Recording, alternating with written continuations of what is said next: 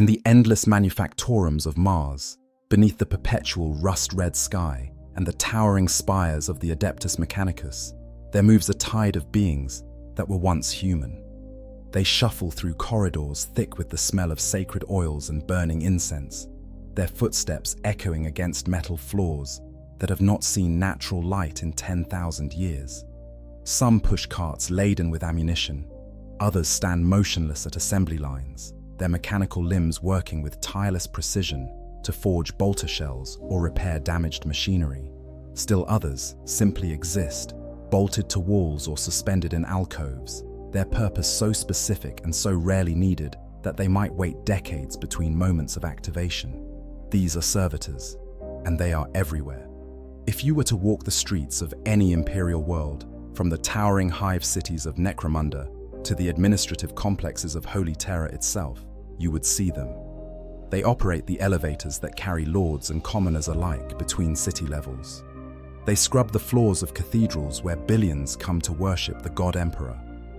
They maintain the life support systems on void ships, ensuring that oxygen flows and gravity holds, even as those vessels travel through the nightmare realm of the warp. They stand guard in forbidden archives, their bodies modified into walking weapon platforms, ready to gun down any who would steal the Mechanicus's secrets. Most citizens of the Imperium pass these creatures without a second thought. They are simply part of the infrastructure, as mundane and unremarkable as the glow globes that light the corridors, or the servo skulls that float through the air, recording everything they see. To notice a servitor, to really look at one and contemplate what it represents, is to glimpse something that most prefer to ignore.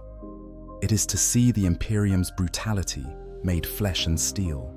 It is to understand that in this dark millennium, humanity has become so desperate, so callous, that it turns its own people into living machines, rather than risk the creation of artificial intelligence. The Servitor stands as perhaps the purest expression of the Imperium's philosophy. Where other nations might build robots or employ complex computer systems, the Mechanicus instead takes human beings, strips away everything that makes them people, and reduces them to programmable meat computers. The process is efficient, it is practical, and it is absolutely horrifying. What makes servitors particularly disturbing is not simply that they exist, but how common they are. The Imperium produces them in numbers that defy easy comprehension. A single forge world might host tens of millions of servitors, outnumbering the human population by orders of magnitude. Mars itself, the red planet that serves as the capital of the Adeptus Mechanicus, is home to more servitors than there are people living on most civilized worlds. They form an invisible workforce that undergirds everything the Imperium does, from the grandest crusade to the most mundane administrative task. And each one of them, whether created in a vat or converted from a living human being, represents a consciousness destroyed, a life obliterated, and a soul trapped in eternal servitude to the machine. This is their story. This is the horrifying life of a servitor in Warhammer 40,000. The path to oblivion. How servitors are created. The creation of a servitor begins long before the surgical procedures that will transform a human being into a cybernetic slave. It begins with a decision made by powers beyond the understanding or appeal of those it affects. Perhaps it is an Adeptus Arbeitsjudge pronouncing sentence on a criminal who has committed some offense against the Imperium. Perhaps it is a tech priest selecting bodies from the tithes of human cargo that arrive regularly at the Forge Worlds. Perhaps it is a chapter's leadership determining the fate of aspirants who failed to become space marines. Or perhaps it is simply the cold mathematics of production, deciding how many new servitors must be grown in the vats to meet the demands of the endless war.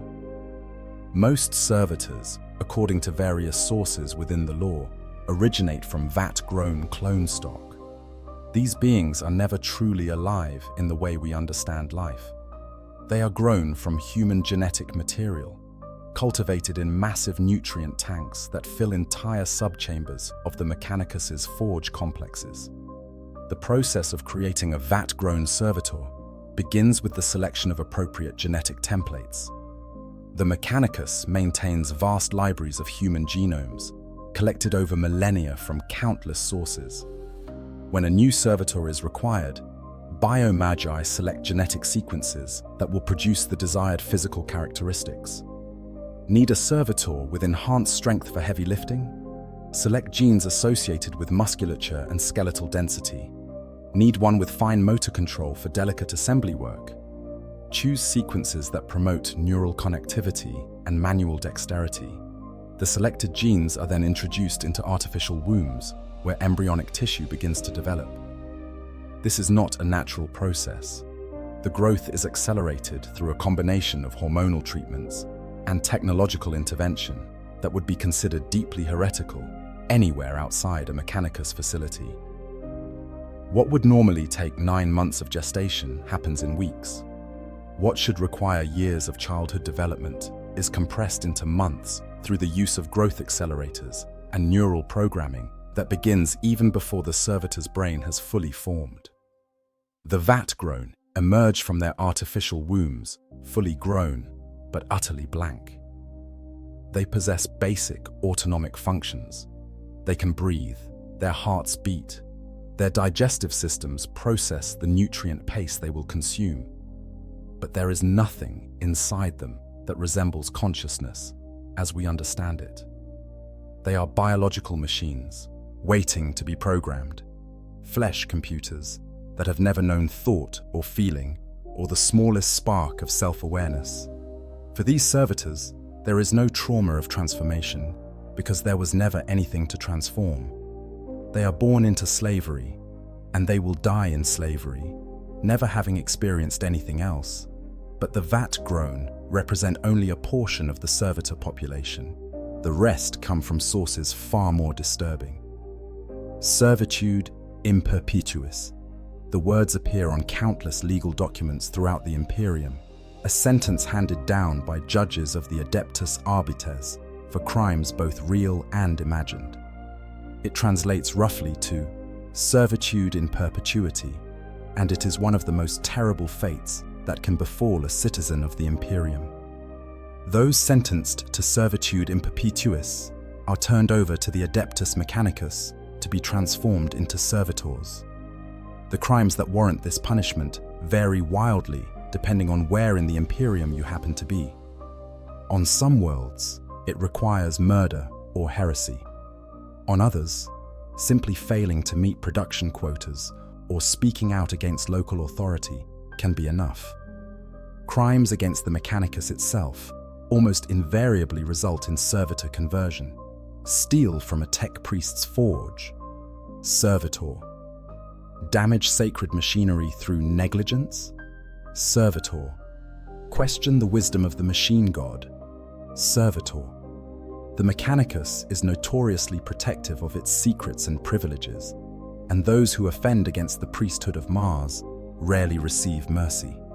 In their theology, being converted into a servitor is actually seen as redemptive.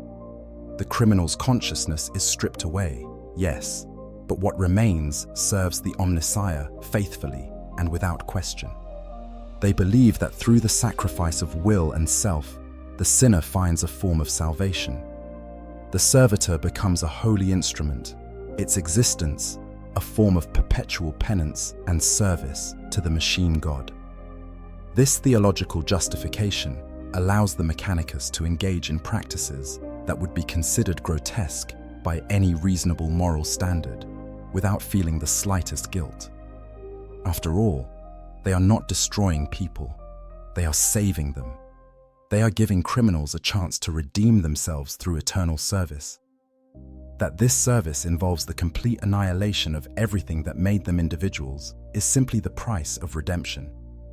The actual process of converting a living human into a servitor is described in various sources as immensely painful. Those sentenced to servitude in perpetuis are taken to conversion facilities, which exist on every Forge world and in many other Imperial installations. Some sources describe massive factory floors where hundreds of condemned individuals are processed simultaneously, lined up on assembly lines like products in a manufactorum. Other accounts speak of smaller workshops where a handful of tech priests and their servitor assistants work methodically to transform one person at a time. In both cases, the experience for the subject is nightmarish beyond comprehension. The first stage usually involves restraint. The condemned are strapped to surgical tables or suspended in standing harnesses, their bodies immobilized completely. Resistance is futile, but many try anyway, screaming and pleading and promising anything if only they might be spared. These pleas fall on deaf ears.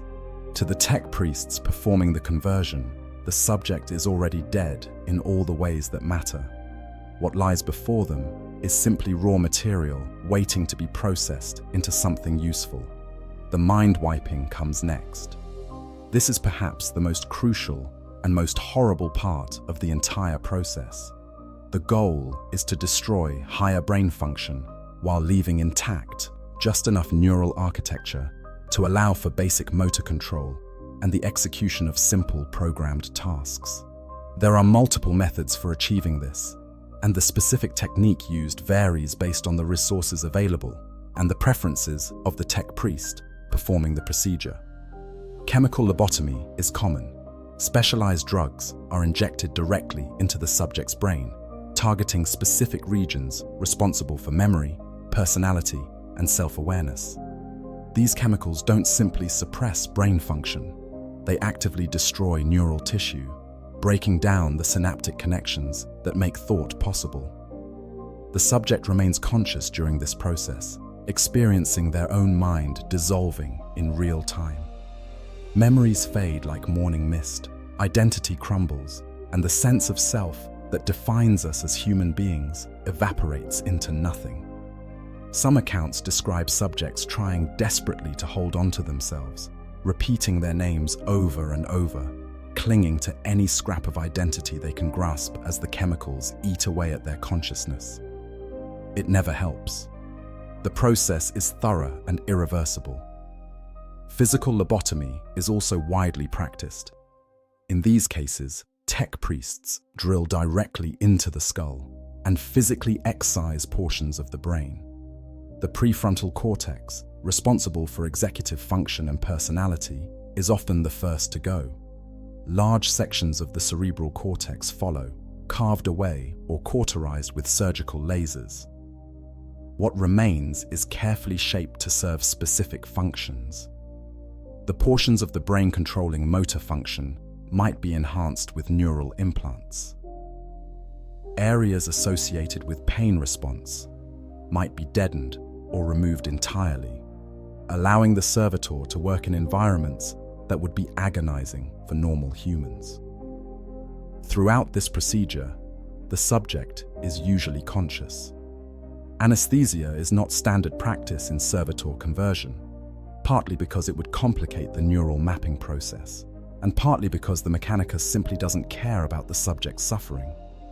The screaming, according to those who have witnessed servitor conversions, is terrible beyond description. It starts as human cries for mercy, for release, for death. But as the procedure continues and more of the brain is destroyed, the screams change. They become animalistic, the wordless howls of a mind being torn apart. Eventually, they fade to whimpers and then to silence as the last fragments of consciousness are stripped away. But the mind wiping is only the beginning. Once the brain has been properly lobotomized, the physical augmentation begins. This is where the servitor's future function determines what happens to its body. The transformation can vary wildly depending on what role the servitor will fill. A tech servitor designed to repair machinery might have its arms removed and replaced with an array of tools, welding torches, socket wrenches, wire cutters, all integrated directly into the skeletal structure. A combat servitor destined for security duty might be fitted with weapon mounts bolted to the shoulders or arms, turning the human torso into a stable firing platform for heavy guns.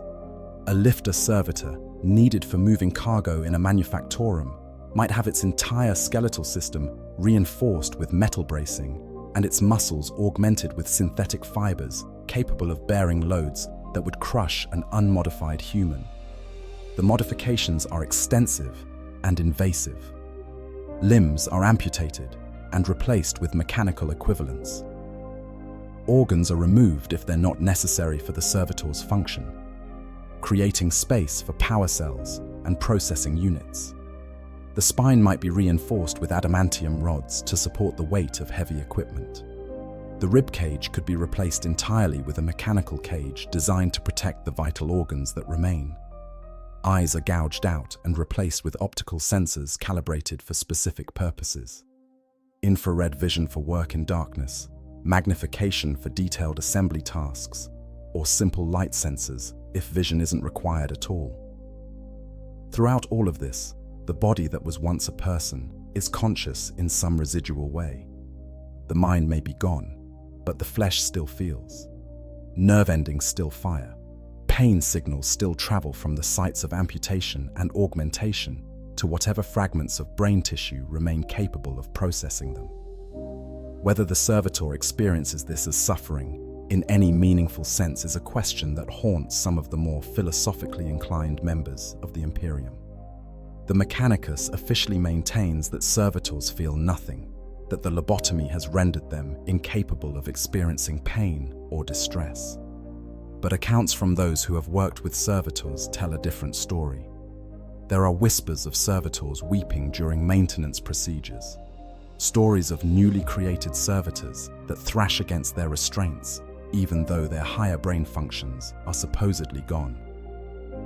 Reports of servitors that make sounds described as moaning or whimpering when they're damaged or when their systems malfunction. The Magi Psychana, those within the Mechanicus, who study the intersection of technology, and the Warp, sometimes speak in hushed tones of another truth entirely. They claim that while servitors may have no minds, they retain their souls, and those souls, trapped in bodies that have been turned into machines, suffer terribly. All a servitor can sense, according to these heretical whispers, is the physical through their truncated nerve clusters, as well as the complex machines grafted where self and will once resided. The yes or no of Binharic code overwrites their consciousness, but something remains, something aware, something in agony. The final stage of servitor creation involves programming and testing. The lobotomized augmented body is fitted with control interfaces, data ports installed directly into the brain that allow tech priests to upload instructions and behavioral protocols. These programs are simple by necessity. A servitor's damaged brain cannot handle complex commands or nuanced decision-making. Instead, they receive straightforward directives. Lift this, move there, weld this joint, fire when this sensor detects movement. The servitor's nervous system is hardwired to obey these commands without question or hesitation. Testing involves running the servitor through its designated tasks to ensure it performs correctly. A combat servitor might be placed in a training chamber and commanded to fire its weapons at targets. A tech servitor might be given a damaged piece of equipment and monitored to see if it can execute the repair protocols properly. Failures are addressed through additional programming or physical adjustments. Sometimes the brain damage is too severe, and the servitor simply cannot function as intended. These failures are typically recycled, their usable components harvested, and their organic matter processed for nutrient paste or other purposes. Nothing is wasted in the Imperium. There exists another source of servitors that deserves special mention: failed Space Marine aspirants. The process of becoming an Astartes is brutal and has a failure rate that varies by chapter, but is always catastrophic. Young men who survive the initial recruitment might die during the implantation of gene seed organs. Others might reject the modifications, their bodies unable to accept the transformations necessary to become a Space Marine. Some chapters have a tradition of turning these failures into servitors, rather than allowing them to simply die. It is seen as a way to continue serving the chapter, even after failing to achieve the ultimate honor of becoming an Astartes. These servitors are often used by the chapter's tech marines, accompanying them into battle to assist with vehicle repairs or to carry heavy weapons. They represent a particular tragedy within the already dark lore of Servitor creation. These were young men who dreamed of becoming heroes, who passed initial trials of strength and courage, who were selected from among thousands or even millions of candidates as worthy of attempting to join the Adeptus. Astartes. To fail at the final stages and then be turned into a mindless slave must rank among the cruelest fates imaginable, even in a universe defined by cruelty. One documented case from the Crimson Fists chapter tells of a scout who fired his weapon when ordered not to during a crucial mission. His disobedience led to the death of a captain and approximately 80 other Space Marines when the enemy was alerted to their position. As punishment for this catastrophic failure, the scout was lobotomized and converted into a gun servitor, condemned to spend the remainder of his existence as a mindless weapon platform, forever denied the glory he had sought. Why servitors exist? The fear of thinking machines. To understand why the Imperium tolerates and even embraces the horror of servitor creation, we must look back to one of the darkest periods in human history, the Age of Strife. This era, also known as Old Night, lasted for approximately 5,000 years and nearly destroyed humanity entirely. It was a time when warp storms made interstellar travel impossible, cutting off human colonies from each other and from terror. Isolated worlds descended into barbarism or were consumed by Xenos predators. The carefully constructed civilization of the Dark Age of technology, that golden age when humanity had spread across the stars and achieved wonders that would seem like magic to the citizens of the 41st millennium, collapsed utterly. But the warp storms were not the only catastrophe that befell humanity during this time.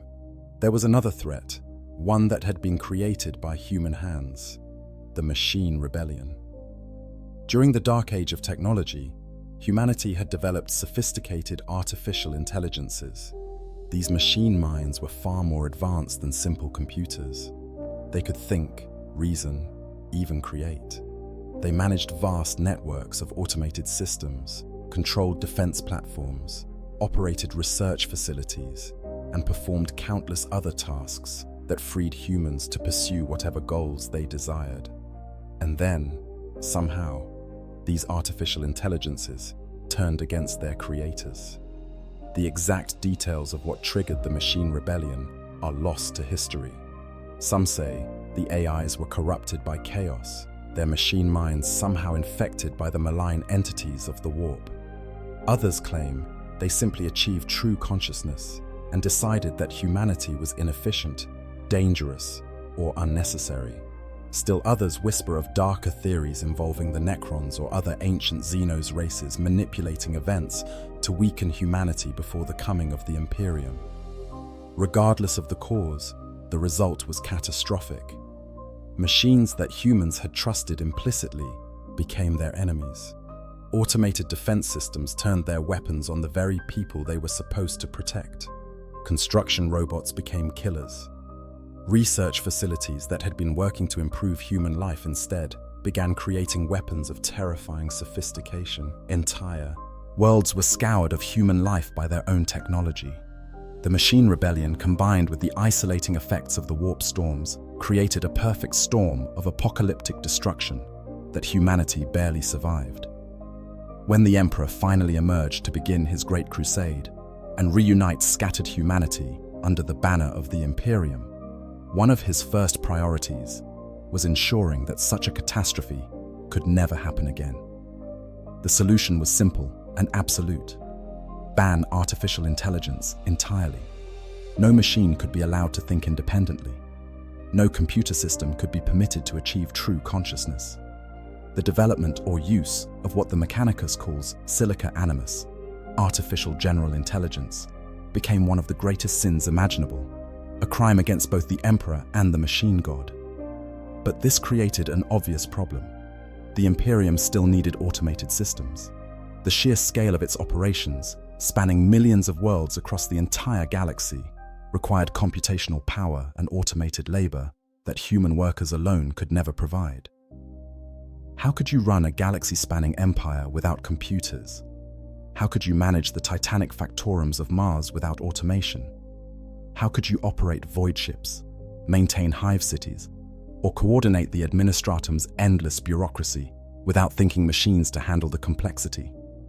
The answer, as conceived by the Adeptus Mechanicus, was as brilliant as it was horrifying. If you couldn't use artificial intelligence, you would use organic intelligence instead. Not true human consciousness, which would be inefficient and potentially rebellious, but something in between. Something that had once been human, but had been reduced to the level of a biological computer.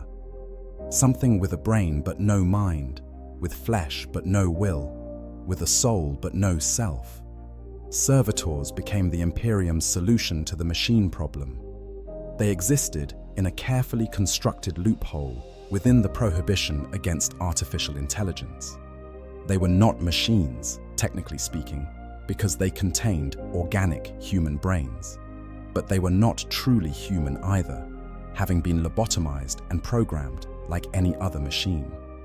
They could perform complex tasks that required some level of information processing, but they lacked the capacity for independent thought that might lead to rebellion.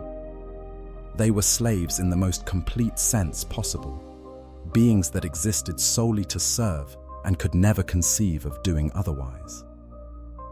The cult Mechanicus embraced this solution enthusiastically, developing elaborate theological justifications for the practice.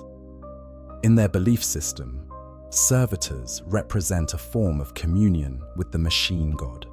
The organic components, the flesh and brain tissue, are described as being perfected through their integration with holy machinery. The human element is not destroyed, but rather transcended, elevated beyond the weakness of individual consciousness, into perfect union with the Omnissiah's will. Those who become servitors, especially criminals sentenced to servitude in perpetuis, are said to be finding redemption through their transformation. By sacrificing their will and self, they atone for their sins and become instruments of the machine god's divine plan. This theology allows the Mechanicus to produce servitors in staggering numbers without moral qualm. They are not enslaving people, they are saving them. They are not destroying consciousness, they are freeing it from the limitations of individual will. The servitor, in their view, is in a state of grace, its every action a prayer to the Omnissiah. That this state of grace involves the complete obliteration of everything that makes a person an individual is simply the price of holiness. Some members of the Mechanicus take this philosophy even further, arguing that all flesh is inherently weak and that the ultimate goal should be to replace it entirely with machine components. But the prohibition against true artificial intelligence prevents this. The organic brain remains necessary, not for any philosophical reason, but purely as a practical matter. Without it, you have a robot, and robots are heretical. With it, you have a servitor, and servitors are holy. It is worth noting that even within the Imperium, there are those who find servitors disturbing. Some members of the Inquisition have questioned whether the practice violates the fundamental humanity that the Emperor supposedly fights to preserve. Certain Space Marine chapters are known to be reluctant to use servitors extensively, preferring to rely on unmodified human serfs for most tasks. And among the common people of the Imperium, servitors are often regarded with a mixture of fear and revulsion, even as they remain an accepted and ubiquitous part of daily life. But these objections are never enough to change the system. The Imperium's need for automated labor is simply too great. The alternative, developing better computer systems or actual artificial intelligence, is unthinkable after the trauma of the machine rebellion. And so the servitor production continues, decade after decade, century after century, millennium after millennium.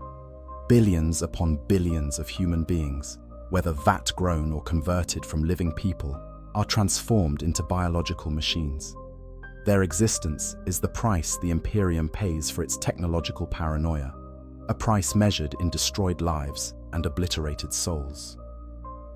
A catalogue of horrors, The many types of servitors. Servitors are not a single, uniform category of being. They are instead an incredibly diverse class of cybernetic constructs, each type specialized for particular functions and modified accordingly. To understand the full scope of the horror that servitors represent, we must examine the various forms they can take and the specific purposes they serve throughout the Imperium. The most common category is what might be called technical servitors. These are the beings you would encounter most frequently in any Imperial facility. They include technomats, who operate and maintain machinery in manufactorums and other industrial settings. A technomat might spend its entire existence at a single station on an assembly line, its mechanical arms performing the same repetitive task millions of times over the course of years or decades. The monotony would drive a conscious being to madness, but the technomat has no capacity for boredom or frustration. It simply continues working until it breaks down or until the task is no longer required. Lexomats serve as living computers, their brains enhanced with data storage implants and their neural architecture modified to perform complex calculations at high speed. They function as the Imperium's answer to digital computers, handling accounting, logistics planning, and other computational tasks that would otherwise require forbidden machine intelligence. A Lexomat's brain is essentially turned into a biological calculator, capable of processing numbers and executing mathematical operations, but stripped of any capacity for creative thought or self-reflection. They are frequently found in administratum offices throughout the Imperium, standing in alcoves or mounted on walls, their vacant eyes staring at nothing as they silently process the endless data streams that keep Imperial bureaucracy functioning. Holomats act as holographic recorders and projectors, their bodies modified to generate three-dimensional images and store vast amounts of visual information. They are used in courtrooms to display evidence, in tactical briefings to show battlefield layouts, and in administrative settings to present reports and documentation. The human components of a holomat are minimal, little more than a brain and basic life support systems housed in a mechanical chassis. But that brain is enough to satisfy the prohibition against true artificial intelligence, even though the holomat itself has no more consciousness than a pict recorder. Then there are the drones, perhaps the simplest and most tragic of all servitor types. Drones are used for basic labor, lifting, carrying, cleaning, and other menial tasks that require no particular skill or intelligence. Their minds are so thoroughly destroyed that they can barely be said to have any brain function at all beyond the most basic motor control. They shamble through their tasks with a gait that is often described as disturbing by those who witness it. Their movements mechanical and precise, but somehow fundamentally wrong in a way that triggers deep unease in human observers. Drones represent the complete reduction of a human being to a simple tool, their existence serving no purpose beyond performing tasks that, in a more technologically advanced society, would be handled by simple robots. Combat servitors represent a more specialized and considerably more dangerous category. These servitors are designed specifically for warfare or security duties, and their modifications reflect this purpose. Gun servitors have heavy weapons mounted directly to their bodies, transforming them into mobile weapons platforms. They might carry plasma cannons, multi-melters, or heavy bolters, weapons that would normally require a team of humans to operate effectively. The servitor's body is reinforced to handle the recoil and thermal stress of these weapons, with its skeletal structure often replaced entirely with metal bracing. Gun servitors are commonly deployed to guard important facilities or to accompany Astra Militarum and Space Marine forces into battle, where they provide additional firepower. Murder servitors are perhaps the most disturbing type of combat servitor. Unlike gun servitors, which at least maintain some distance from their targets, murder servitors are designed for close-quarters killing. Their brains are imprinted with numerous kill routines and slaughter protocols, programming that enables them to execute complex combat maneuvers without requiring higher cognitive function. They are described as combining all the native viciousness of the human brain with the ruthless efficiency of cold steel. Murder servitors are most commonly found aboard void ships and orbital stations, where their programming makes them ideal for dealing with boarding actions, mutinies, and other internal security threats. However, they are also notoriously prone to malfunction, sometimes locking into their kill imperative and refusing to stop even when ordered to stand down. When a murder servitor goes rogue, it becomes an indiscriminate killing machine, slaughtering friend and foe alike until it is destroyed or its power supply fails. The Cataphron battle servitors deserve special attention due to their sheer scale and the particularly horrific nature of their creation. These massive constructs are used exclusively by the Adeptus Mechanicus and represent the cutting edge of Servitor technology, if such a phrase can be used to describe something so fundamentally brutal. Cataphron servitors come in two primary variants, breachers and destroyers. A Cataphron breacher is many times larger than a normal human, its lower body replaced entirely with a tracked motive unit, similar to that of a tank. The conversion process involves literally cutting the subject in half at the abdomen and permanently suturing what remains to the mechanical base. The arms are removed and replaced with massive hydraulic claws or arc weapons. The torso is encased in heavy armor plating. The entire construct towers over even space marines, an intimidating blend of rusted metal, decaying flesh, and crude augmentation. What makes Cataphron servitors particularly disturbing is that they cannot be created from vat-grown bodies. The Mechanicus discovered through experimentation that the artificial organs and synthetic flesh used in vat-grown servitors simply would not bond properly with the massive machinery required for Cataphron construction. The cybernetic constructs only worked when centered around the soul of a living human, specifically, a particularly violent living human. The servitor must contain the essence of someone who was aggressive, dangerous, and physically powerful in life. Criminal gangers from hive cities, rogue inquisitorial enforcers, and other violent individuals are the preferred sources. The creation process is described as painful in the extreme. First, the subject is mind-wiped and chemically lobotomized. Then the arms are amputated. Then comes the worst part. The subject is cut in half at the abdomen, the lower body discarded, and what remains is neural cauterized and permanently attached to the tracked unit. Throughout this procedure, the subject is conscious. The pain, one imagines, is beyond anything the human mind should be capable of processing. But of course, by the end of the procedure, there is no mind left to process it. What remains is a Cataphron servitor, a machine of war that shows no emotion but responds to binharic commands with mechanical efficiency. Interestingly, the process seems to preserve something of the subject's violent nature. Cataphron servitors are noted for becoming more aggressive when the promise of slaughter is near, their tracked units grinding forward with increased speed at the scent of battle. Whether this represents some fragment of consciousness that survived the conversion or simply a quirk of their programming is unclear, but it suggests that perhaps not everything is destroyed when a person becomes a servitor.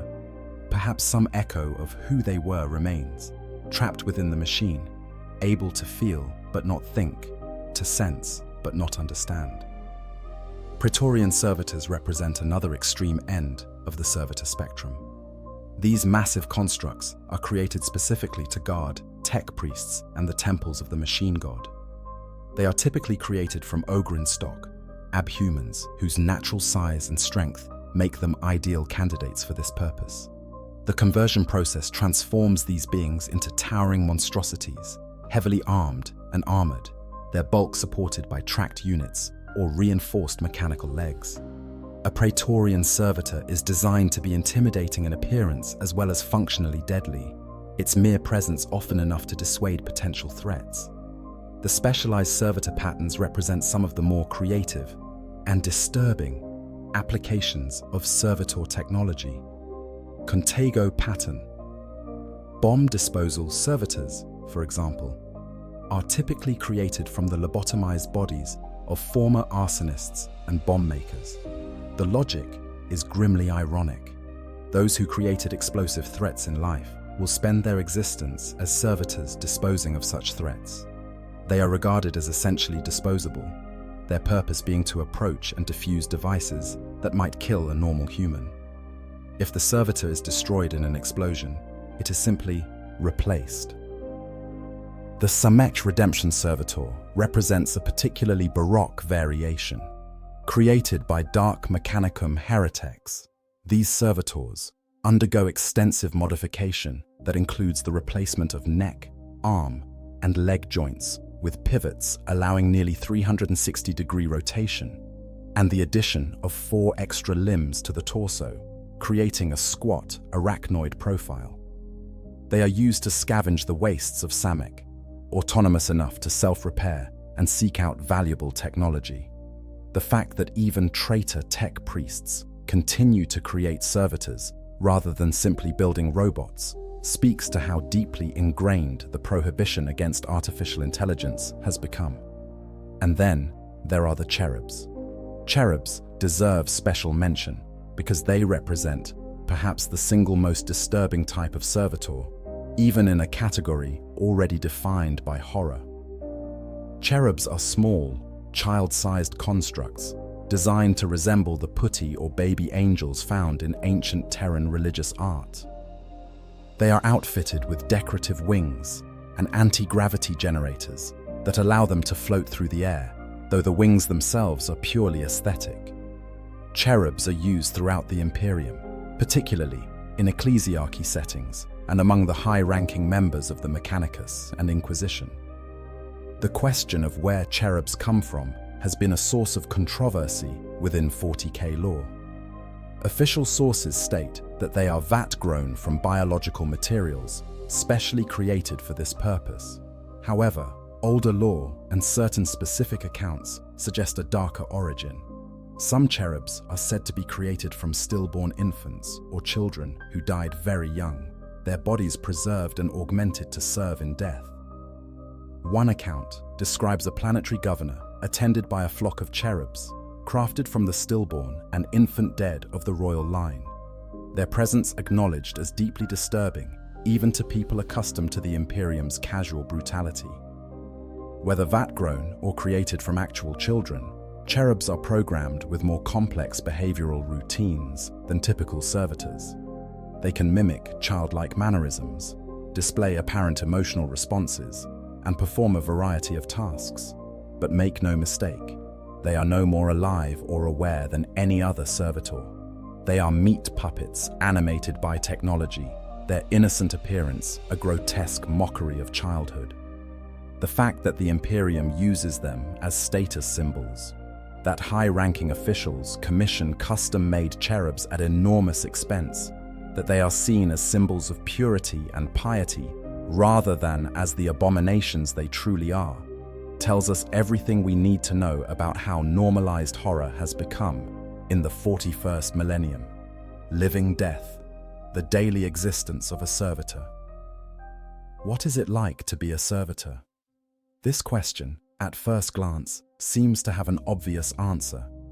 Servitors are mindless, so there is no experience to describe. They feel nothing, think nothing, experience nothing. They are biological machines, and machines do not suffer. This is the official position of the Adeptus Mechanicus, and it is what most citizens of the Imperium believe. But the evidence suggests something far more troubling. Servitors are supposed to be blank slates, their consciousness utterly destroyed by the lobotomy process. And yet, there are countless reports of behaviors that suggest otherwise. Newly created servitors sometimes thrash against their restraints, despite having been lobotomized. They make sounds described as moaning or whimpering.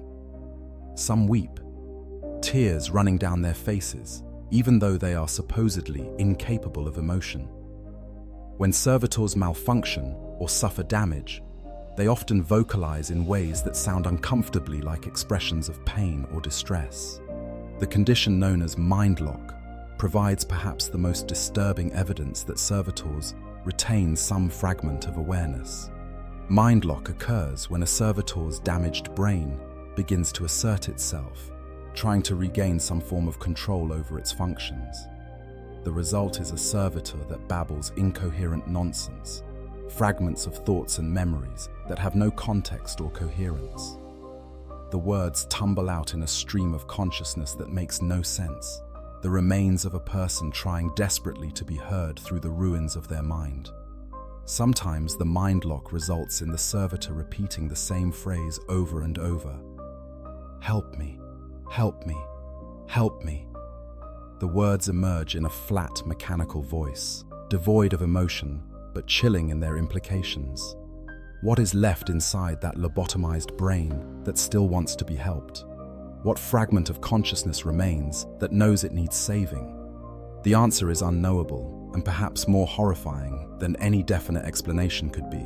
In rare cases, physical trauma can cause larger fragments of the servitor's original personality to resurface. A servitor that has sustained damage might suddenly begin speaking in ways that suggest memory and awareness. It might recognize people it knew in its former life.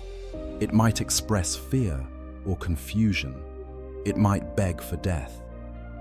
These episodes are typically brief, lasting only until the servitor is either repaired or destroyed.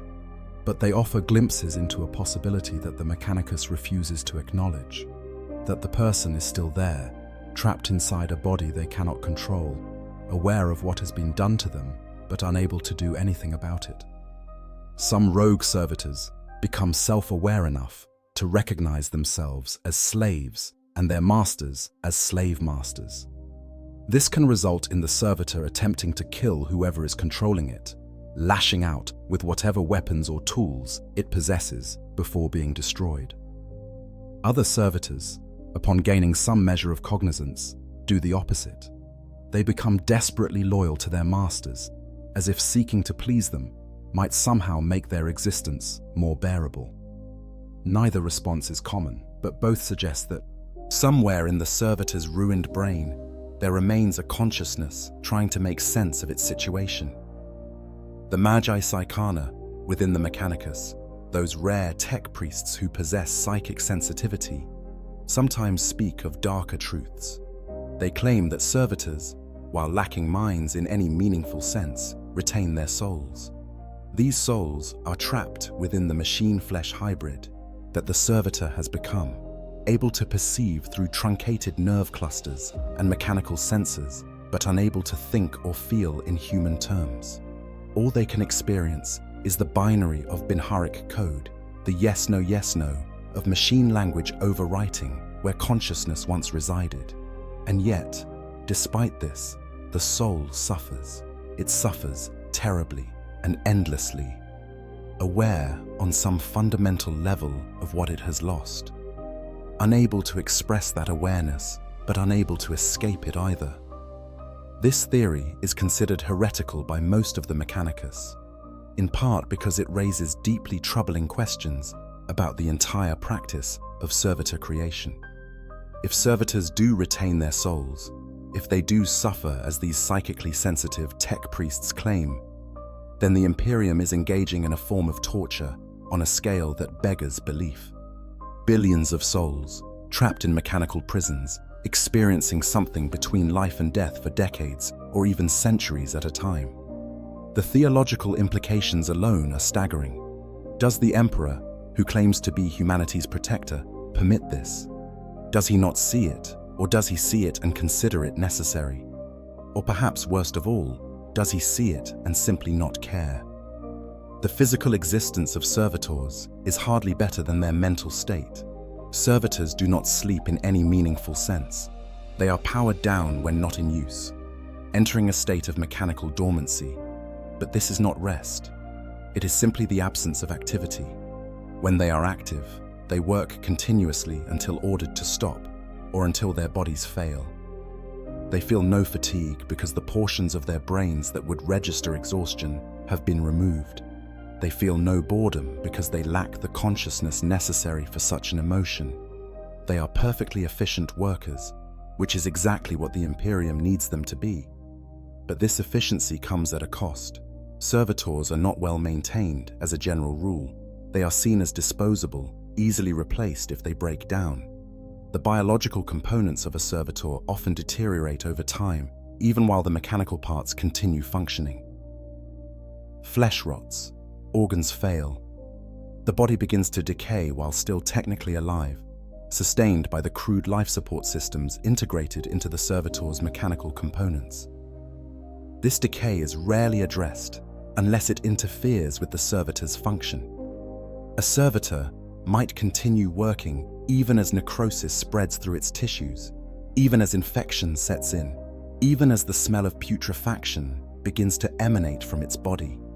Only when the decay reaches a point that the servitor can no longer perform its tasks will it be taken to a tech priest for repairs or disposal. The work environments for servitors are often hazardous in ways that would be unacceptable for normal humans.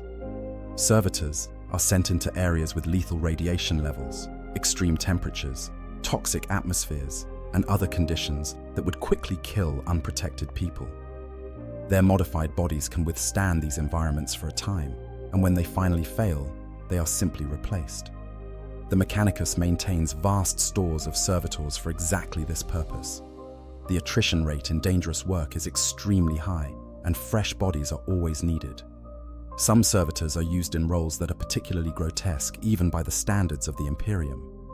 There are servitors whose sole function is to serve as living furniture, their bodies modified into chairs or tables used by tech priests.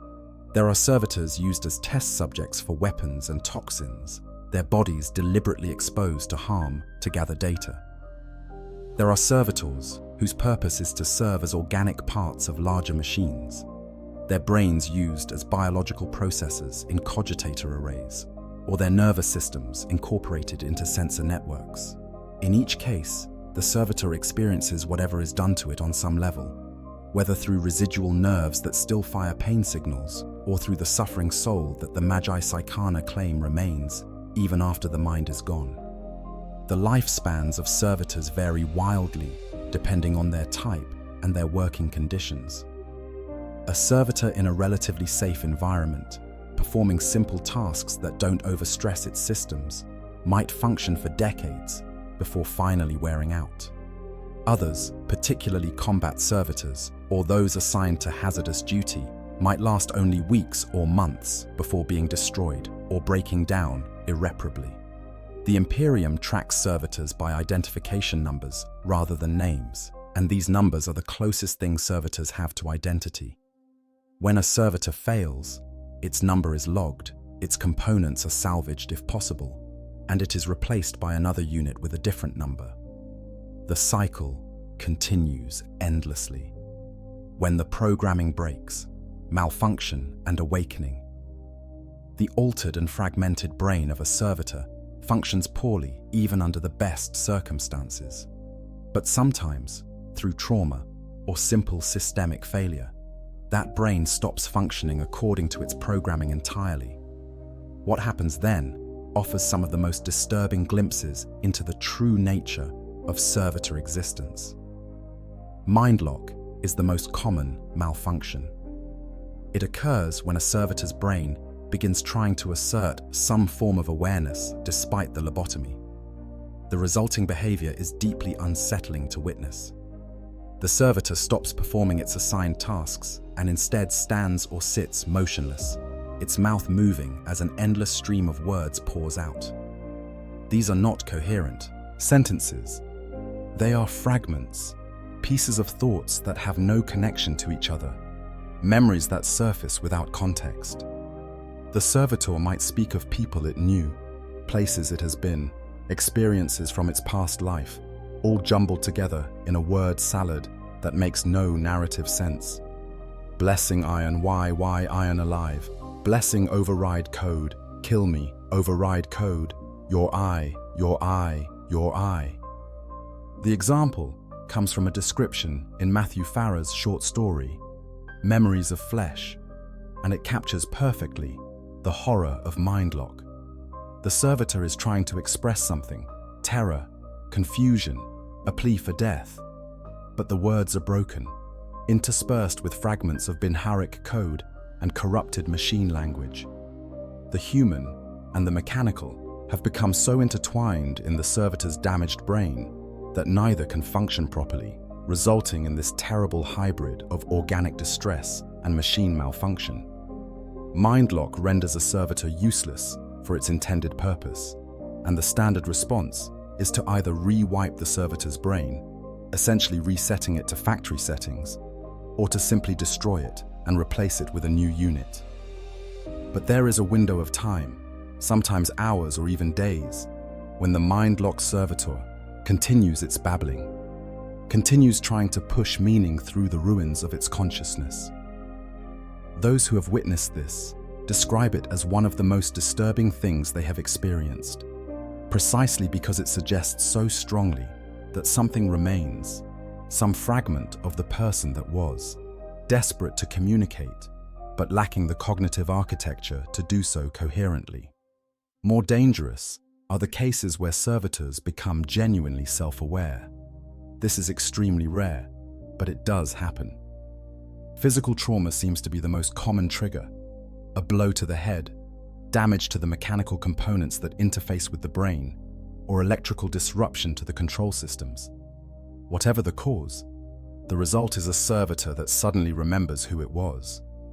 The memories return in a flood. Identity, personality, relationships, the life that was stolen when they were converted. And along with those memories comes the understanding of what has been done to them. The psychological impact of such an awakening is almost impossible to imagine. You regain consciousness to find that your arms have been replaced with tools or weapons. Your legs might be gone, replaced with a mechanical base or tracks. You cannot move of your own volition. Your body responds to programmed commands, not your will. You have no voice with which to scream, no way to express the horror and rage and despair that floods through you. You can only exist, trapped in a prison of flesh and metal, fully aware but utterly helpless. Some awakened servitors attempt to communicate, to signal somehow that they are conscious and need help. But communication is nearly impossible. Their vocal systems have been modified or removed entirely. Their bodies respond to binharic commands, not to conscious intention. They are ghosts, haunting their own corpses, able to observe but not to act. The psychological torture of this state must be absolute. To be aware, to remember being human, to know that you are now a slave with no hope of freedom or rescue, to understand that this existence will continue until your body finally breaks down completely. It is a fate worse than death by any measure. Other awakened servitors become violent. They recognize their masters as slave masters, the people who use them as people who have enslaved them, and they respond with the only form of agency available to them. They attack. These rogue servitors use whatever weapons or tools they possess to strike out at anyone within reach, attempting to kill before they are inevitably destroyed themselves. The Mechanicus considers this a malfunction like any other, a systems error to be corrected through physical destruction of the defective unit. But from the servitor's perspective, it is an act of rebellion, perhaps the only meaningful choice they will ever make, to die fighting rather than continue their existence as a slave. A few servitors, upon awakening, go in a different direction entirely. They become intensely loyal to their masters, seeking to please them in any way possible. This response seems counterintuitive at first. Why would someone who has been enslaved and mutilated try to make their enslavers happy? But from a psychological perspective, it makes sense. The awakened servitor understands that its situation is permanent and inescapable. Violence will only lead to destruction. Attempts to communicate will likely be ignored or misunderstood. The only path forward is acceptance, and perhaps by being useful, by performing well, by being a good servitor, they can make their existence slightly more bearable. It is a coping mechanism born of absolute desperation, an attempt to find meaning or purpose in circumstances where none should exist.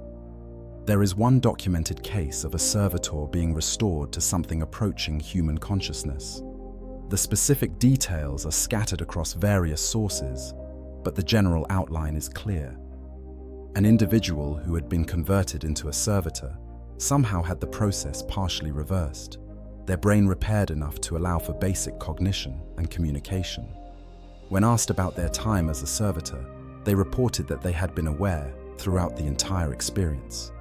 They had felt everything. They had understood what was being done to them, but they had been unable to express this awareness, unable to do anything but continue performing whatever tasks they were programmed for. The revelation sent shockwaves through certain circles within the Imperium. If one servitor had retained awareness, how many others were also conscious and suffering? But the question was never seriously investigated. The implications were too disturbing, the solution too problematic. Better to maintain the fiction that servitors feel nothing than to confront the possibility that they feel everything. The rarity of these awakening incidents should not be taken as evidence that consciousness is rare in servitors. It may simply mean that most servitors lack the physical capacity to express whatever awareness they possess. A servitor with no vocal system cannot scream. A servitor whose body responds only to programmed commands cannot flee or fight. A servitor whose brain has been so thoroughly damaged that coherent thought is impossible cannot articulate its suffering. The silence of servitors, their blank expressions and mechanical compliance, might be masking a level of suffering that defies comprehension. We simply cannot know, and perhaps that uncertainty is the most horrifying aspect of all. The scale of horror, numbers beyond comprehension. To fully grasp the tragedy of servitors, we must consider them not as individuals, but as a population. The numbers involved are staggering to the point of incomprehensibility. A single forge world typically hosts tens of millions of servitors. Mars, the red planet that serves as the heart of the Adeptus Mechanicus, has a servitor population that likely numbers in the billions. They outnumber the human population of Mars by orders of magnitude.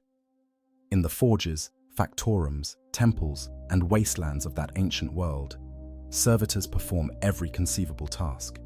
They maintain the vast machines that produce the Imperium's weapons and vehicles.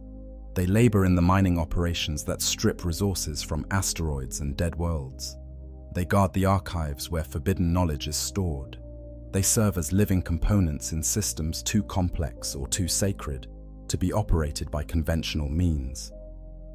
And Mars is only one world. There are hundreds of forge worlds throughout the Imperium, each producing servitors on a similar scale. When you account for the servitors used by the Administratum, the Inquisition, the Astra Militarum, the Space Marine chapters, and countless other imperial organizations, the total population must number in the hundreds of billions at minimum, possibly trillions. Consider what this means. Each of those servitors represents either a human being who was converted through servitude in perpetuis, or a vat-grown body that, had it been allowed to develop normally, would have been a person. If we accept even the possibility that some fragment of consciousness or suffering remains in servitors, then we are talking about a catastrophe of suffering on a scale that dwarfs any other atrocity in the Imperium. The death toll of the Horus heresy, terrible as it was, is finite.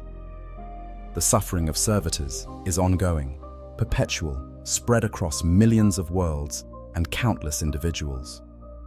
The efficiency calculations that justify servitor use are grimly straightforward. A servitor requires no sleep, no food beyond basic nutrient paste, no recreation, no payment, and no time off. It will work continuously until it breaks down, and when it does, it can be replaced quickly and cheaply. The Mechanicus calculates that a single servitor can perform the work of 20 normal humans. In purely economic terms, servitors are tremendously cost-effective. They have turned the forge worlds into industrial powerhouses, capable of producing war materials on a scale that conventional human labor could never match. This efficiency has led to servitors replacing human workers across the Imperium. Automated factorums that once employed thousands of people now operate with a skeleton crew of human overseers and a massive workforce of servitors. This has created unemployment on a scale that would be economically devastating if the Imperium cared about such things. Entire populations have been rendered redundant, their skills made obsolete by the tireless labor of servitor slaves. Many of these displaced workers end up in the underhives, where they join the ranks of the desperate poor. And when they inevitably turn to crime to survive, they risk being sentenced to servitude in perpetuis themselves, becoming the very machines that replace them. The dark irony is inescapable. The Imperium's solution to the threat of machine rebellion was to create slaves that could never rebel, because they lacked the consciousness to do so. But in the process, it created a system that enslaves its own people on a scale that makes historical atrocities pale by comparison. The servitors toiling in the forges of Mars and 1,000 other worlds represent the logical endpoint of a society that values efficiency over humanity, that prioritizes function over dignity, that has decided the risk of machine intelligence is so great that it will destroy millions of human minds rather than accept it. And still, the production continues. Every day, new servitors are created. Criminal courts sentence hundreds or thousands of individuals to servitude in perpetuis. VAT facilities birth new bodies by the thousands. Failed space marine aspirants are converted. Prisoners are purchased and shipped to forge worlds. The demand for servitors is insatiable, driven by the Imperium's endless wars and the constant attrition of existing units. The supply is equally endless, drawn from a population of quintillions spread across the galaxy. There is no shortage of raw material, no lack of bodies to convert, no prospect of the practice ending or even slowing. In some ways, the servitors represent the Imperium at its most honest.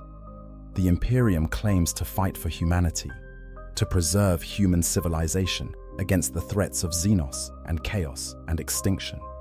But when you look at what it does to its own people, at the industrial scale destruction of consciousness and self that servitor creation represents, you have to question whether the Imperium is actually preserving anything worth preserving.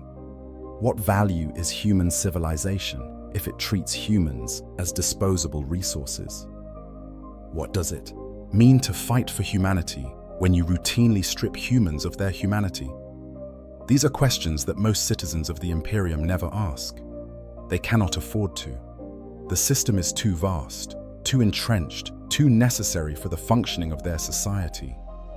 Without servitors, the Imperium would collapse. The forge worlds would fall silent. The wars would grind to a halt for lack of equipment. The ships would cease to function. The cities would decay. Everything depends on the continued enslavement of millions, and so that enslavement continues, unquestioned and unending. Who becomes a servitor? The many paths to conversion. The question of who ends up as a servitor is both simple and deeply disturbing. In theory, servitors come from two main sources: VAT-grown clones that were never truly conscious, and criminals who have been sentenced to servitude in perpetuis for their crimes. This is the official story, the version taught in imperial schools and repeated by authorities when the subject comes up. The reality is far more complex and considerably darker. Yes, VAT-grown servitors exist, and they probably do make up the majority of the servitor population. The Mechanicus maintains enormous VAT facilities where biological material is cultivated on an industrial scale. These bodies are grown for a specific purpose from the very beginning. Their development accelerated and directed to produce servitors with the desired physical characteristics. In a technical sense, these servitors have never been people. They have never known consciousness or possessed identity. Their transformation into servitors is simply a matter of completing a process that began in the VAT. But the VAT-grown represent only part of the story. The rest comes from the living, from people who were fully conscious and aware before being sentenced to a fate they could not have imagined in their worst nightmares. Servitude in perpetuis is handed down for a wide range of offenses, many of which would not be considered serious crimes in more reasonable societies. The Imperium is not a place of justice or due process. It is an authoritarian theocracy, where local authorities have tremendous power and very little oversight. A planetary governor who wants someone removed might arrange for them to be convicted of crimes they didn't commit. A tech priest who needs more servitors might pressure judges to hand down servitude in perpetuis for minor infractions. A merchant who crosses the wrong person might find themselves accused of heresy or theft, sentenced before they can mount any defense. Crimes against the Mechanicus, in particular, almost always result in servitor conversion. Damage a machine through negligence? Servitor. Steal from a tech priest? Servitor. Question the doctrines of the cult Mechanicus? Servitor. Express doubt about the divinity of the Omnissiah? Servitor. The Mechanicus is notoriously protective of its secrets and prerogatives, and it has the political power to ensure that those who offend against it suffer the ultimate punishment. But even those who commit no crime at all can end up as servitors. The Imperium purchases slaves from various sources throughout the galaxy. Criminal organizations traffic in human beings, selling them to the Mechanicus for conversion. Shipments of raw materials traveling between imperial worlds sometimes include hidden cargoes of human beings, men and women who have been kidnapped or sold by corrupt officials. These people have committed no crimes, broken no laws. They are simply unlucky, born in the wrong place or caught by the wrong people. They disappear into the conversion facilities of the Forge worlds and emerge as servitors, their identities erased, their lives obliterated. Failed Space Marine aspirants represent another source. The process of becoming an Astartes has a catastrophic failure rate. Most aspirants die during the trials or during the implantation of gene seed organs, but some survive the physical transformation only to fail in other ways. They might lack the mental discipline required, or they might reject the hypno-conditioning, or their bodies might accept the gene seed but not function properly with it. Different chapters handle these failures differently, but some have a tradition of converting them into servitors. The logic is coldly practical. The failed aspirant has already been significantly modified and enhanced, making them excellent material for combat servitors or other specialized roles. It allows the chapter to continue making use of the investment made in the aspirant, even if he cannot become a full brother. The case of the Crimson Fist scout who fired his weapon prematurely, leading to the death of a captain and 80 Space Marines, illustrates how servitor conversion can serve as punishment even within the Astartes. The scout had passed the trials, had been accepted as an initiate, had begun his service to the chapter. And then he made one mistake, one moment of poor judgment or failed discipline, and everything he had worked for was taken away.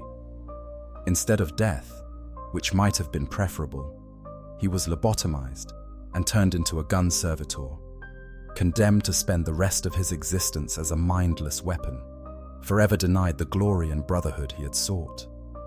Children, too, can become servitors, though this is rarely discussed openly. The cherubs, as mentioned earlier, are sometimes created from stillborn infants or children who died young. But there are darker hints in the lore of children being deliberately converted for specific purposes. Families with genetic defects might have their children taken by the Mechanicus to be used as servitor stock. Orphans from underhives, children with no family or protection, might simply disappear into the system. The Imperium does not value children particularly highly, except as future workers or soldiers, and children who cannot fulfill those roles are often seen as waste products, to be disposed of or repurposed. The theological angle is worth examining as well. The Mechanicus genuinely believes that becoming a servitor is a form of redemption.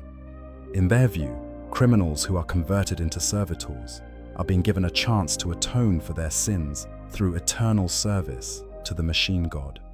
This belief is not cynical or insincere. The tech priests truly think they are doing these people a favor, saving them from whatever punishment they might have faced otherwise, and transforming them into instruments of the Omnissiah's will. The fact that this transformation involves the complete destruction of the person's consciousness is, in their theology, not a bug, but a feature. The self is weak.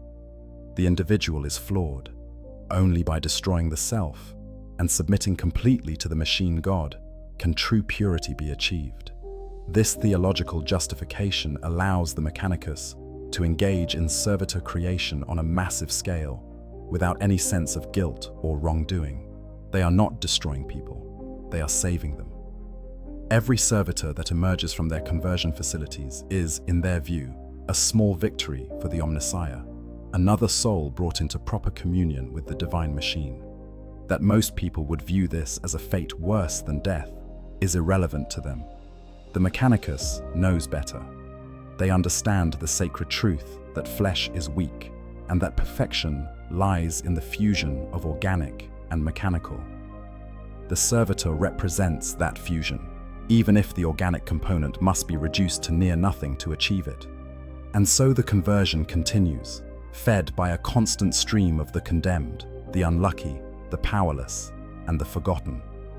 Some deserve their fate, if anyone can be said to deserve such a thing. Many do not. But in the Imperium, justice is not a consideration. Only efficiency matters, and servitors are nothing if not efficient. Can they be saved? The question of restoration.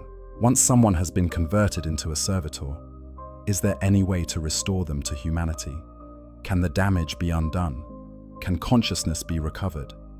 These questions are purely academic for most servitors. No one tries to reverse the process, so it doesn't matter whether it's possible. But they speak to larger questions about what servitors are and whether the Imperium is willing to acknowledge the horror of what it has created. From a technical standpoint, restoration might be possible in some cases. The Imperium possesses advanced medical technology, including neural implants that can help repair brain damage.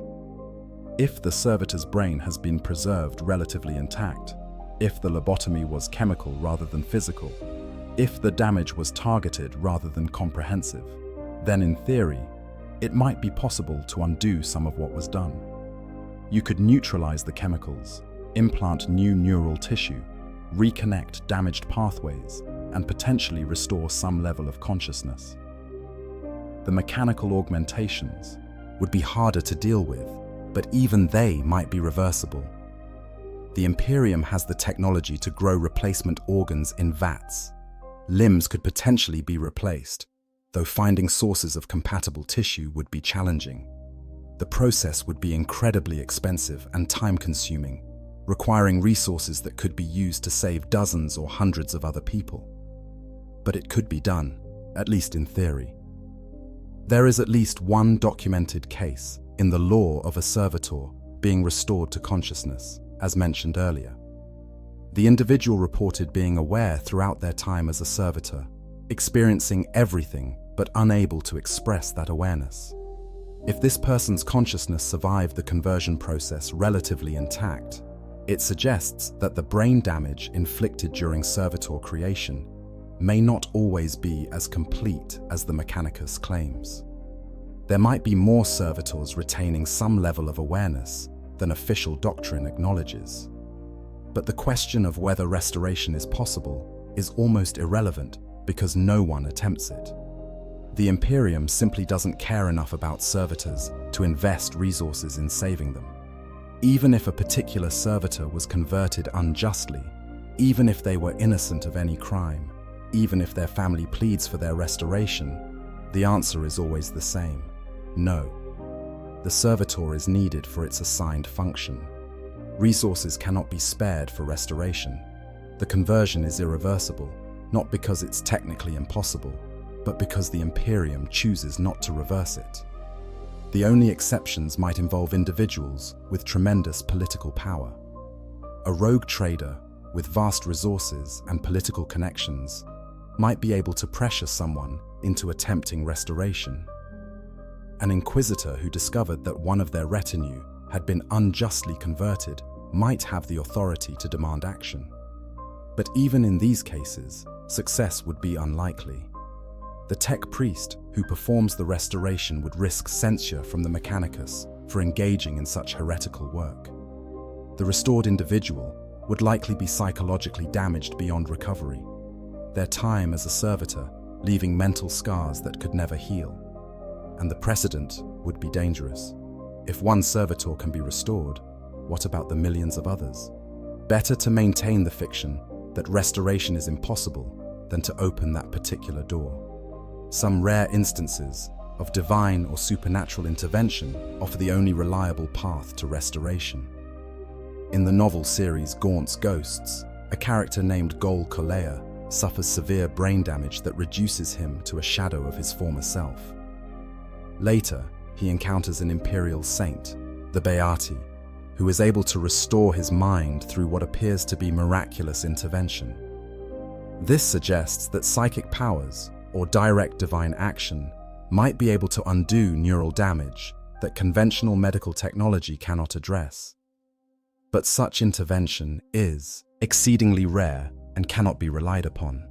The God Emperor, if he even notices the suffering of servitors, does not appear inclined to save them. For the vast majority of servitors, restoration is not even a possibility to be considered. They will live out whatever lifespan their augmented bodies allow, performing whatever function they were designed for, and then they will break down and be recycled. Their components will be salvaged where possible. Their organic matter will be processed into nutrient paste or disposed of in whatever manner is most efficient. They will never be human again because the Imperium has decided they are more valuable as slaves than as people. The tragedy of servitors is not just that they exist, but that they are completely normalized within Imperial society. No one questions the practice. No one suggests that it might be wrong to destroy human consciousness on an industrial scale. The few who do express doubts are dismissed as sentimentalists or heretics, their concerns overridden by the practical reality that the Imperium needs servitors to function. And so the system continues, churning out millions of new servitors each year, maintaining a permanent population of enslaved consciousness that may number in the trillions. The price of survival. What servitors tell us about the Imperium? Servitors represent the Imperium of man at its most honest and most horrifying.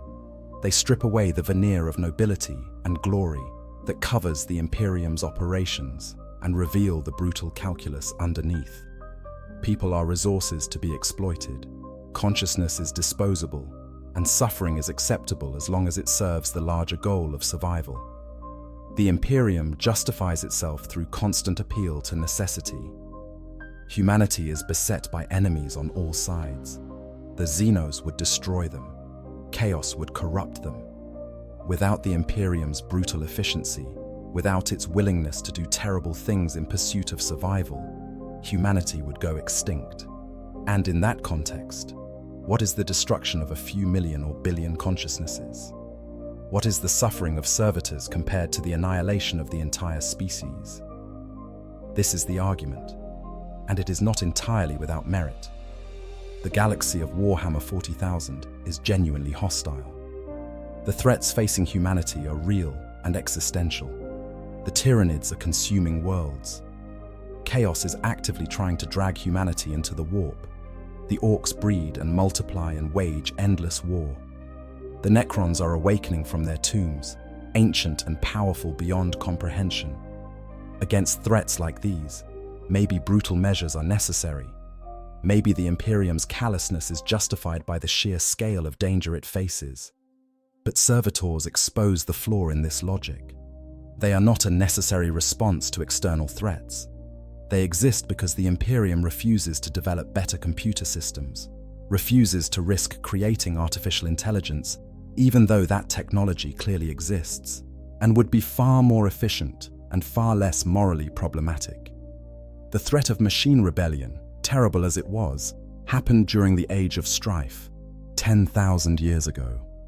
The Mechanicus maintains that this ancient catastrophe justifies the prohibition against artificial intelligence forever. But is that reasonable? Is it rational to respond to an ancient trauma by enslaving your own species in perpetuity? The answer, clearly, is no. But the Imperium is not interested in rational analysis. It is interested in maintaining the status quo, in preserving the power structures and belief systems that have existed for millennia. The prohibition against artificial intelligence serves the Mechanicus' interests by ensuring they remain the sole source of advanced technology in the Imperium. Servitors serve those interests by providing a massive workforce that cannot organize, cannot demand better conditions, cannot rebel or question or resist. The system perpetuates itself not because it's necessary, but because it benefits those in power. Servitors also reveals something essential about how the Imperium views its own citizens. In the rhetoric of imperial propaganda, every human life is valuable, every citizen matters, everyone has a role to play in the great struggle for survival.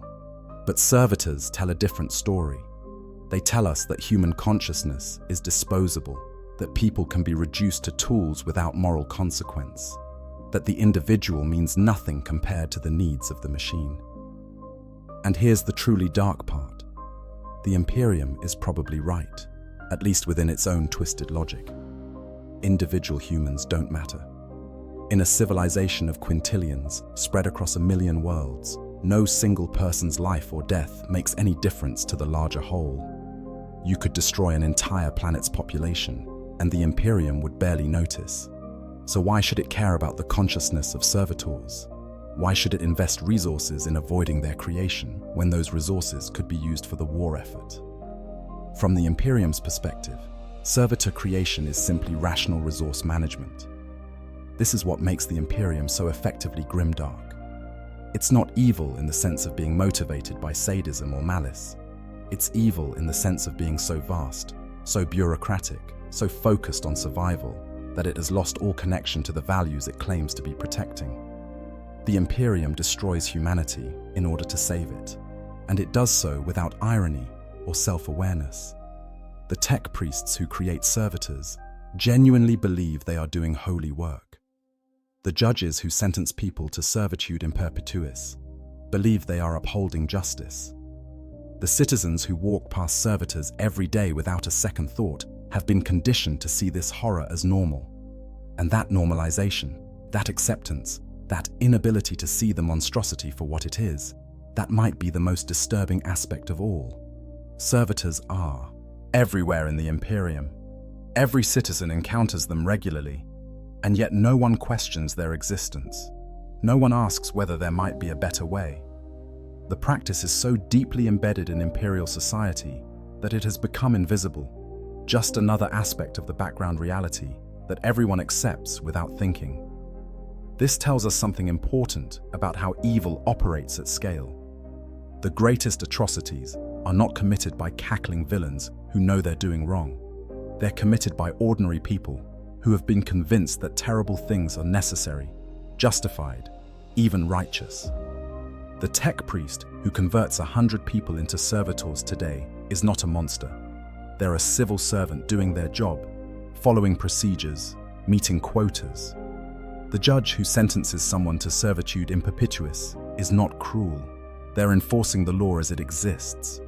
The citizen who uses servitors without qualm is not callous. They're simply living in the society they were born into. Accepting what they've been taught is normal. And this is why servitors are so effective as a critique of the Imperium. They reveal that the real horror is not individual acts of evil, but systems of oppression so vast and so normalized that they become invisible. The Imperium doesn't need to be consciously malevolent to destroy billions of lives. It just needs to be indifferent, bureaucratic, and focused on efficiency. The results speak for themselves. In the grim darkness of the far future, there is only war. But there is also servitors shambling through the corridors of forge worlds and void ships, their consciousness destroyed or suffering in silence, their existence a monument to humanity's willingness to sacrifice anything, including humanity itself, in the name of survival. They are the price the Imperium pays for its technological paranoia. They are the cost of refusing to trust machines with thought, choosing instead to create slaves that can never rebel because they can barely think at all. Every servitor represents a person who was destroyed, a life that was ended not by death, but by something worse: the obliteration of self while the body continues functioning. Multiply that tragedy by billions or trillions, spread it across 10,000 years, and you begin to understand the scale of the horror. The Servitors are the Imperium's original sin, the foundational crime upon which everything else is built. Without them, the Forge worlds would fall silent. Without them, the Imperium would collapse. And so they continue, generation after generation, an endless tide of the enslaved and the lobotomized, serving faithfully until their bodies finally fail. This is the life of a Servitor in Warhammer 40,000. This is the price of survival in a galaxy that offers no good choices, only different shades of darkness. And this is what happens when a civilization decides that people are less valuable than the machines they create, that consciousness is negotiable, and that suffering on an unimaginable scale is acceptable as long as it serves a purpose. The Servitors cannot speak for themselves.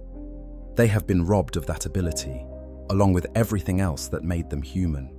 So we must speak for them. We must remember that each blank-faced drone pushing a cart or standing at a guard post was once a person with hopes, fears, dreams, and identity. We must acknowledge the horror of what has been done to them, even if the Imperium never will. And we must recognize that in a universe of monsters and nightmares, sometimes the greatest monstrosity is not the alien or the demon, but what humanity chooses to do to itself. If you found this exploration of Warhammer 40K's darkest corners enlightening, please like this video and subscribe to the channel. There are depths to this universe that deserve to be examined, horrors that need to be brought to light, and stories that must be told. The Servitors remind us that in the grim darkness of the far future, there is no escape from consequence, no redemption without cost, and no survival without sacrifice. The only question is, what are we willing to sacrifice, and when does the price become too high? In the Imperium's case, that line was crossed long ago. The Servitors are proof of it, walking, working, suffering proof that humanity in the 41st millennium has lost its way so completely that it can no longer recognize its own monstrosity. They are us, reduced to our most basic components, stripped of everything that matters, and set to work in the service of a civilization that no longer remembers why it's worth fighting for. This is their story, this is their horror, and this is what the Imperium of man has become.